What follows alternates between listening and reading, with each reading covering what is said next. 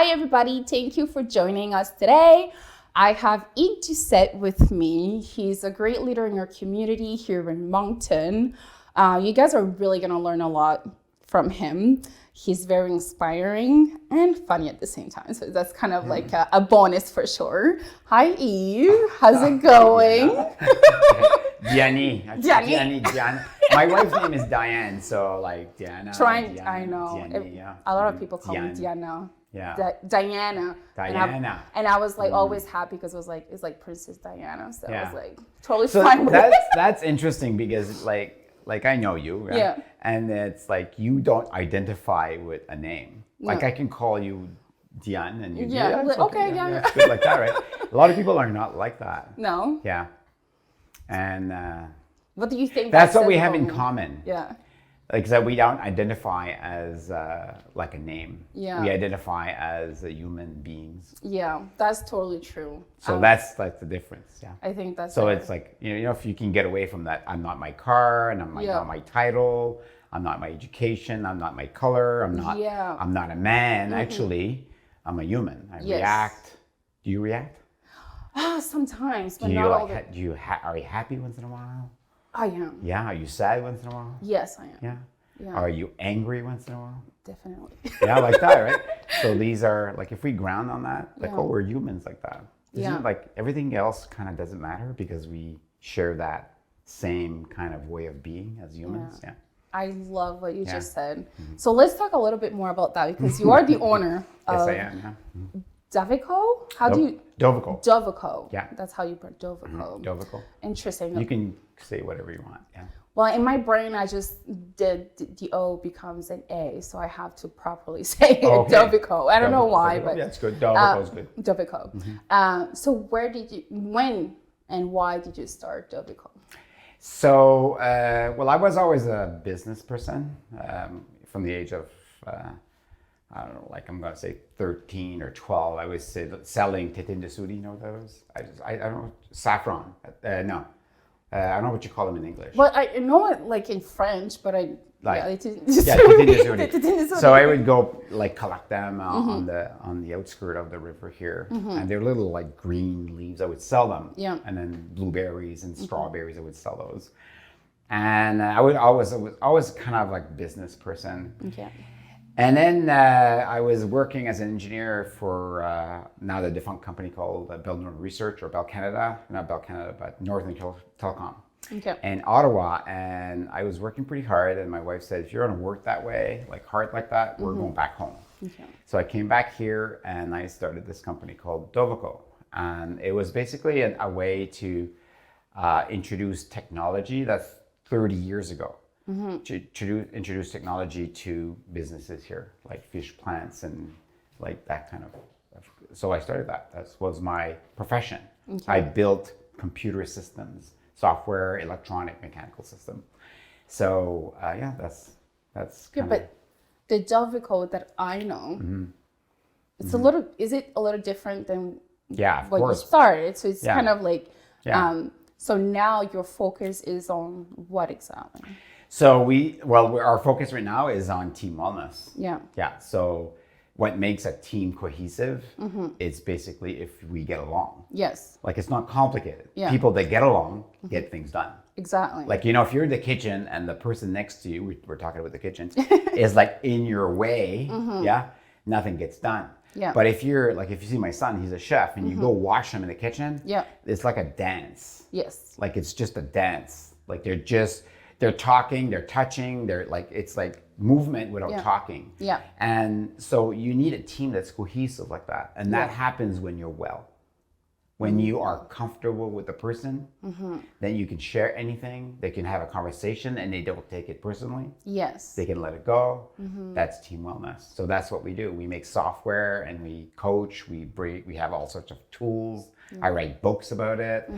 I spend all my time on Facebook to basically, instead of like, and we're going to explain it this way. Instead of looking outside to blame and to gossip or to achieve, you look inside. Yeah. To let go of what you want to, of how you're reacting to the world outside. I kind of love what you just said, because I know we had a conversation a few months ago about something we had like on the phone, and I was really upset and I was ready to remember that. I was enraged and I was like, you know, and then we had a conversation, and at the end I was like, oh. I can't, you're not, like, I was like you're not a, and I was enraged Diani. But I was like, I know it doesn't sound the same that I was, but like for me it was like, I was so upset at that situation. I was very, very hurt. And everything was just like, I felt like just like going back, you know, just hitting back. Yeah. And we had a conversation, and at the end I was like, okay, you know, it's like things happen, I have to let it go. And, you know, that person kind of reacted the way they knew at that time, and I reacted in a way that I knew, but now I know better. So I have, and it was good for me to let go.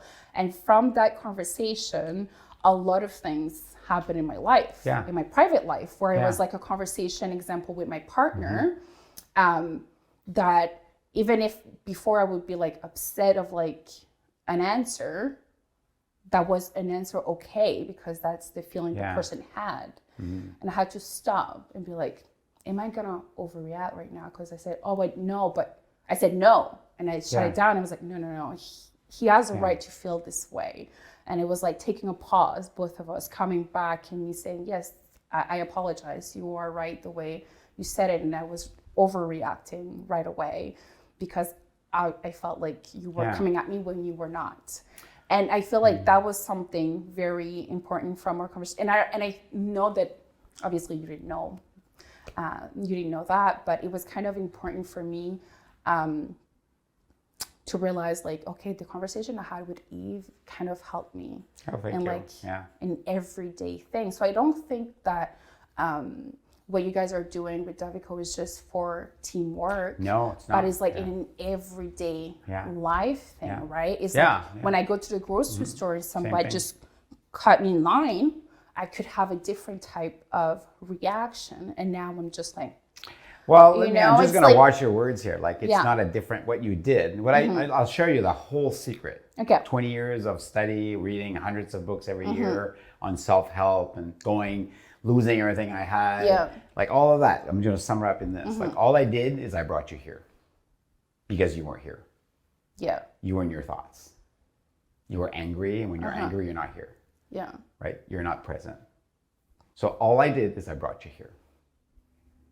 That simple, right? So if I ask you a question like, and this is some of the tools we have, right? And you can use this in everyday life. So if I ask you, how are you? You respond, I'm good. Yeah, and then you say, how are you? I'm good.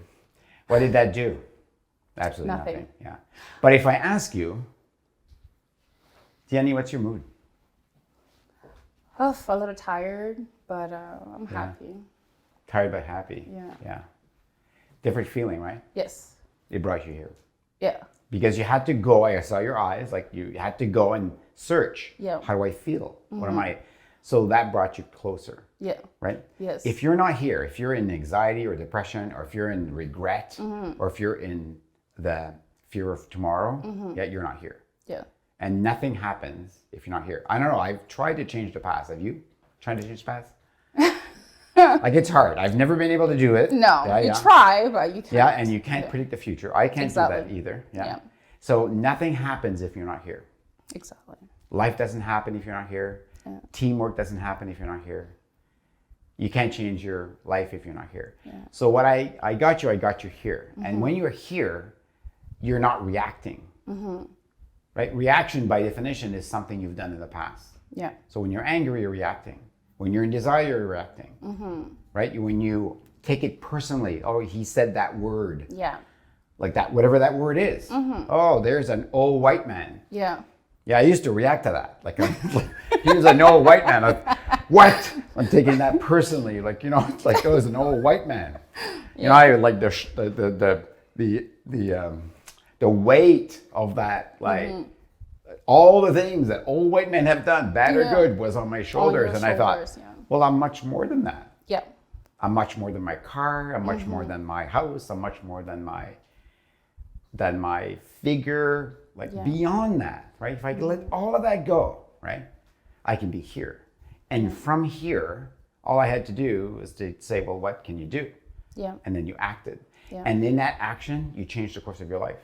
Exactly. In the reaction, you stay where you are. Exactly. And in reaction, like, Darwin said it best, there's only two states in life. Either you're evolving or you're dying. Yeah. And a reaction, by definition, is just repeating the same life. So therefore, you're not living. I love that.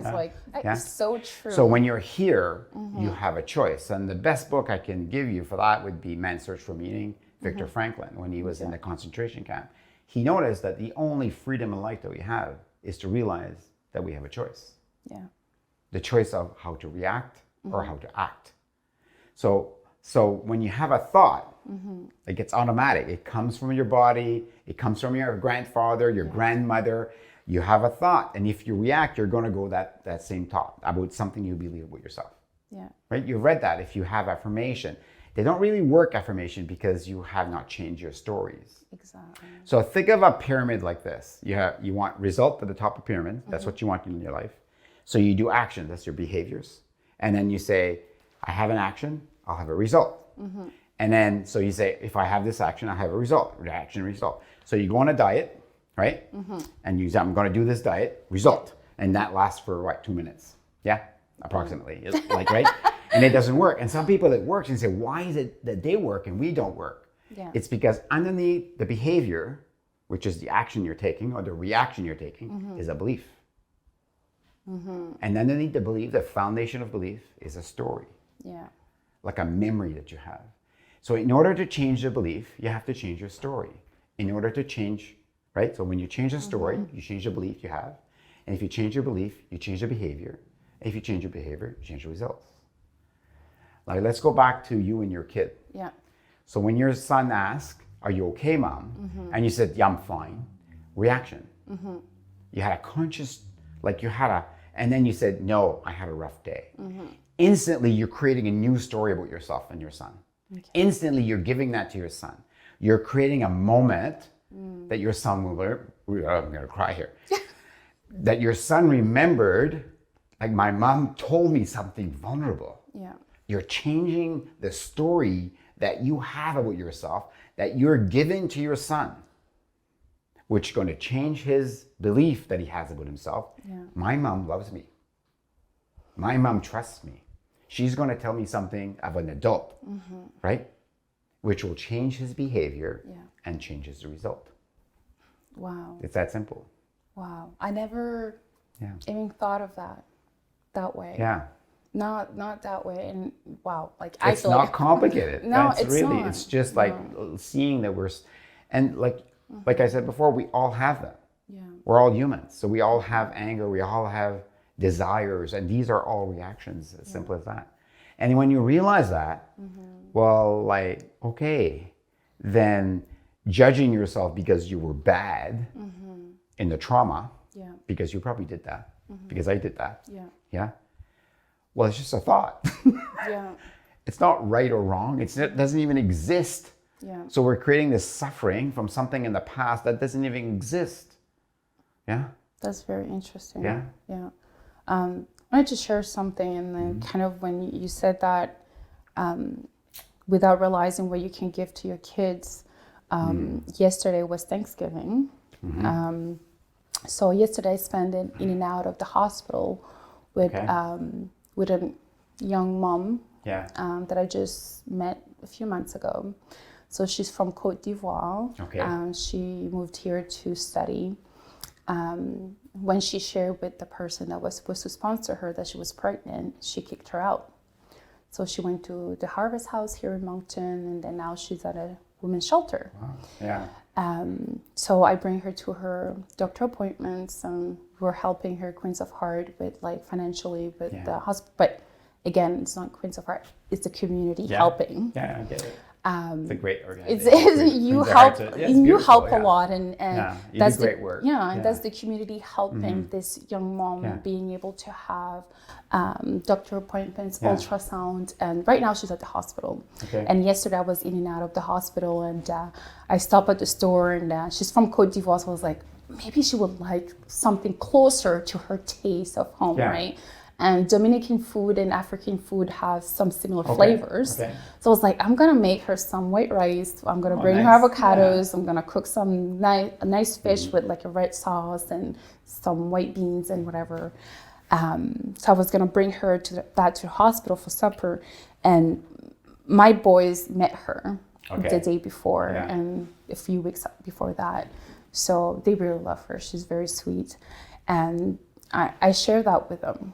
I shared that she was at the hospital and she had a few tests and she's a high-risk pregnancy. And, you know, I was explaining she's 28 weeks, so it's too soon for the baby to come out and too small. And they're wondering how big the baby was. So we went on Google and we were looking at the size of a baby at 28 weeks. And Nico was crying, my youngest. It's like, it's so tiny. And I was like, the baby will not, it's not good for the baby to come out yet. So they went downstairs in their room, took a painting that they already did, made little drawers with like cards. And Nico did a little woman with a little baby on the side for her. Then he took his teddy bear that's called Kit Kat. I don't know why he named him Kit Kat. It's a great bar. So it's a little moose. So his name is Kit Kat, and then he asked if I could bring Kit Kat to her when I bring her supper, so she can feel better. And Kit Kat is gonna be with her. And so I brought her like a blanket because it's cold at the hospital, and the food and little snacks. And I messaged her after I left, and I said, just eat good, rest, and you're not by yourself. You're not alone. We're here for you. And it was like a moment when I got home and the kids were like, how is she? Is she okay? How's the baby? Did she like Kit Kat? Did she like the food? And I was like, you know, like I thought it was me going through something, but I forgot that it's not just me. It's the whole family. And what a beautiful story. And it's like an experience that the kids are gonna remember all the time, because it's not only about us, you know. It could have been a Thanksgiving time where I'm like, it's focused on family. It's not just blood. For me, I take her as family. For me, like when I see her, she's by herself. She doesn't have family or friends here. And it was like a moment for me. It was like, I wish that I could have somebody like that by my side if I was in her place. Okay. I have a few questions, but Go ahead. So the interesting thing about, we look at, there's a lot of homelessness around here, right? Yeah. And, you know, what is the thing that we're missing? For me, I feel like it's the loving connection. It's acceptance, absolutely. Absolutely, that's what's missing. As soon as you feel that there's no connection, there's nobody seeing you, like there's nobody that sees you, like you disconnect and you become homeless. Whether you have a physical home or not, that's what happens, So what you're doing there is you're not only doing that to this young, lovely lady, but you're also teaching that to your sons. You're saying the most important thing is not the money, it's not like, you know, like what you become, it's actually connecting with people in ways you haven't. It's creativity. I see creativity in your sons by making the painting and giving something that they love, letting go, right? That's connection. That's team building 101. Business 101. Why? Because like people don't buy things, they buy from people. They buy energy, they buy like what's inside of it. Yes, we consume a lot of things, right? But really, we tend to go towards the connections. We're attracted to these like people who change people's lives, right? That's the most beautiful thing ever. And now for the question. So I watch people's words. So you say, I wish I had somebody like me taking care of me. I think it's more. Is more what? In the moments that I was very down, and I was looking in a way for somebody like that. And as a teenager, when I was in foster care, I had my social worker, Sophia Bao, who was like that. And at that time, of course, with everything that was going on, I did not appreciate what she was able to give me. But she did impact me in a beautiful way. Yeah. Because for me, she was like a mother. Yeah. And I look up to her a lot. And even for me now, if I have to reach out to a youth who's in trouble, Yeah. I will let them know how I feel and let them choose if they're gonna. Because the thing is, I've realized that I took a lot from her, but I did not show it to her as a teenager. So for me, it's like I want to share. Have you reached out to her? I really want to. Yeah. Have you reached out to her? Not yet. Yeah. Have you reached out to her? Not yet. Just no. No. No. No. No. Yeah. Are you going to? When the time is right. Are you going to? Why wait? Like, you know? Yeah, keep in mind that you don't get what you want out of life. You get what you believe about yourself. You don't get what you want out of life. You get what you believe about yourself. And yeah, and if like you've heard the phrase, you want a friend, be one? Yeah. Yeah, just be one. Do the opposite. Like the edge of life, the evolution of life happens at the opposite of what you're resisting. Yeah. Whatever you're resisting, do. Yeah. Whatever that your comfort zone, like this. whatever. Well, yeah, but I'm different. Whatever Yeah. you're resisting, do. So at Dovico, like for example, if you're resisting doing something, I'll tell you this story. Shelley, you know Shelley, Yes. like she's my best friend. So Shelley, I'm writing this book, and I had to hire this beautiful voice to do the audio portion of the book, and I was so happy, and it was beautiful. I'm listening to it. I'm, oh my God, it's so beautiful. I love it, right? Yeah. And she got sick, so I was complaining to Shelley. She says to me, "Why are you doing this?" I said, "What? Why are you resisting reading your own book?" I said, "I'm not resisting. Like, I just think she's got a better voice. She's like, and then my audience are, you know, that's the audience. I don't, nobody wants to listen to an old man talk like an old white man talk about things. Like, that's emotional." Yeah. And on and on and on and on. And she just left me there. And I saw that what she was telling me, I was in resistance. And then, you know what I did? I recorded the whole book. Yeah. And at the beginning, it was horrible. Like horrible. I couldn't stand myself. I couldn't like, oh my God, like who's gonna listen to this? Yeah. And then I read the next chapter, and then I listened to the third chapter, and some transformation happened. And I had a new discovery about myself. I appreciate myself more. Yeah, so go in discovery, not of her, Yeah. but in the resistance of something you don't want to do, there's a discovery of a belief about yourself. Okay. Yeah, and then when you destroy the belief that you have about yourself, you have no glass ceiling left. Like when you destroy that. Yeah. Do you see what I mean? Yes. Yes. Like we're limited by the beliefs that we have about this stuff, the story that we're given to you. And you've achieved so much. Let's go to the next step. Yeah, go down that hill, go towards your resistance, what you're in opposition to. And then be in discovery of a belief that you have, right? That has changed in that exercise, right? Yeah. And then something magical happens. Like, trust me on this. Something magical, you'll feel it in your body, there's a healing. And then there's like, you pass that on. You know, people ask me, why do I do everything that I do? Like the Dovico, the videos, for one thing, for one reason. What is that? Is I don't like, this is, I want to leave my kids and everybody I love better with a better story about themselves. That's it. Because I believe that every time I touch you, every time I talk to you, every time I do something, every time I discover something for myself, I give that story to other people. Like we evolve through storytelling. Yeah. And if you're not doing the resistance for you, do it for the two boys. I love that. That's and so leave true. them better. Yeah. Not that they're not great. Yeah. Yeah, but yeah. It's like if we heal ourselves, if we work on ourselves, we we do give that to our We kids, do, because absolutely. they're like sponges. Yeah. They see everything. Yeah. They learn from us so Yeah, much. they absorb all the stories. So if you come home with this beautiful story about this girl you're saving over there, like every time you do that, you give them a better story about themselves. Isn't that what we should leave as that inheritance for our kids? Yes. And I feel like that kind of goes with what you give to the world too, right? Yeah, absolutely. Without realizing it, for the help that you give somebody else.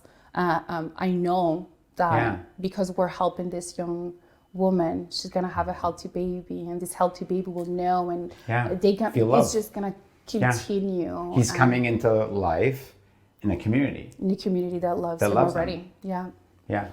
I love that. Oh my God, Eve, I feel like we can sit here and keep talking for days, honestly. Like, you're incredible, you're amazing. And I love talking to you. And I know a lot of people love listening to you. Like you have that wisdom and that loving connection. And you're like, no, but honestly, you have this way of kind of saying things in a different way, but at the same time, making you think. You make me think every time. Every time we have a conversation, I'm going home and I'm like, I'm thinking about it. And I'm like, wow, I love it. I love it so much. And your videos I love watching them. Every time it pops, I have to stop and listen to them. And I know many are very appreciative of what you're doing. So I want to thank you for all that and what you're giving to our community, for sure. Well, I want to thank you because I thank you for all of that. I accept that. And you said something a little while back, right? And it not triggered me, but made me realize that my trauma was losing everything, all the money I had in my lawsuit, right? Yeah. And I finally, almost, I think I'll be out of it in a month or so, maybe. So paid a lot of money back and survived, was able to build a business, continue working, continue to be healthier. And when somebody asks me why, what was the secret, and I'll say this: without the community, no, impossible. Yeah. Thank you so much, Yves. Thank you, everybody, for listening. Like Yves just said, community is everything. Stay tuned for the next leader we're gonna sit down and have a great chat with.